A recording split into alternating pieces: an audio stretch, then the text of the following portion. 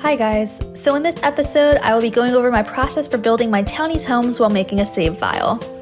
This is actually part 3 of my save file tutorial, so if you want to watch the first 2, part 1 is mostly about how I populate the save with all your sims, and then part 2 is about how to avoid randomly generated townies. I'll link them below if you're interested. But okay, let's get started. Like I said in my last video, I move a family onto a lot, bulldoze it, and we start from scratch. This is when it will be up to you and how you'll want to continue. Because for me, since these are just my townies homes and I'll likely never play as them, I totally cheat and give them a few mother loads so that I don't have to struggle and have a budget to stick to. But I totally get it if you don't want to cheat for money, and so you can just skip over this step and we'll carry on. Knowing what sims will be living there makes it easier when planning out the lot. You'll know how many and what kind of bedrooms you'll need to make, if you should have more than one bathroom, a big dining table, or living area. It's easy building for small households because they won't need a lot of space and you can easily fill up a 1 or 2 bedroom home. But when it comes to family size households, that's when you'll need to start thinking a little bigger, and it'll take more time and thought on how to furnish the place. Starting on a bulldozed lot gives you plenty of room for imagination. And if you lack the amount of imagination needed to start building, then I personally turn to Google and start grabbing inspiration from there. Or when I go on walks, I take photos of interesting houses I pass by. I like using actual houses as inspiration because if I'm looking at other people's Sims builds, I always end up basically copying their ideas, which is really good for practice, but for my save file, I want the builds to be all me. Well, kind of all me, because Zillow helps so much and it's my favorite place to get ideas for homes. Really, I just scroll all over the map and all these unique houses pop up with tons of photos. I love it. Well, I love it for the exterior, like building the shell of the house. But figuring out the floor plan is hard, because you're just staring at a big empty box. The first thing I do is throw some ceiling lights everywhere, so I can see what I'm doing. Next, if there are stairs, I figure out where they will go, because trying to place them after you start making rooms could be hard.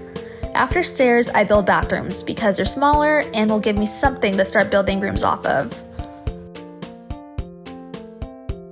I'm not going to get deep into my furnishing process, just because I don't have much of a process to share, but I'll give you a quick idea on how to start filling up a house.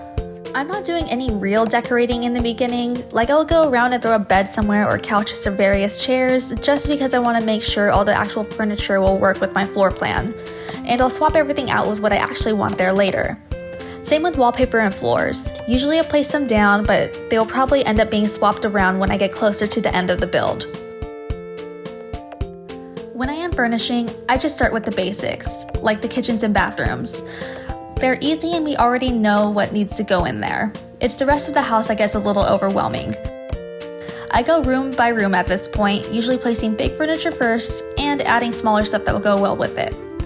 If you focus on one room at a time, you'll find yourself slowly but surely furnishing the entire home. When I start decorating or adding the finishing details like clutter and other small decor to add more personality to the home, it's just a lot of scrolling through the build by catalog for things that will complement the rest of the room or items that would make sense for the family to have.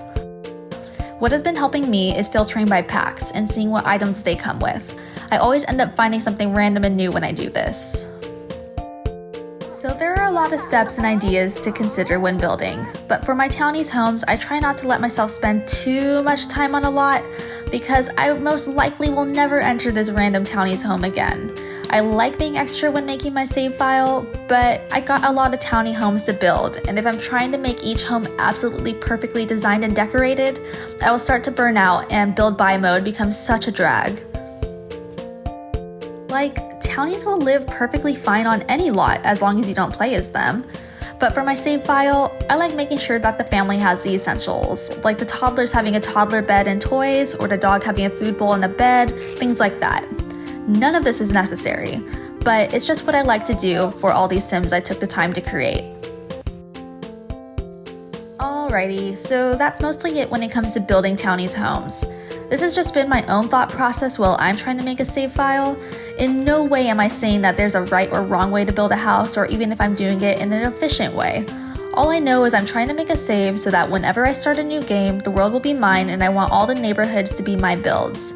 And I just thought to share my process with you guys, like in case you were trying to make your own save file and felt stuck on what to do next. Anyways, I feel like my next video will be my take on community lots and how I build a whole variety of those. So if that's something you'd actually want to see, let me know. In the meantime, if you could do the whole like, comment, and subscribe sort of thing, that'd be great. But that's all I got for you guys today. Thanks so much for watching. Bye!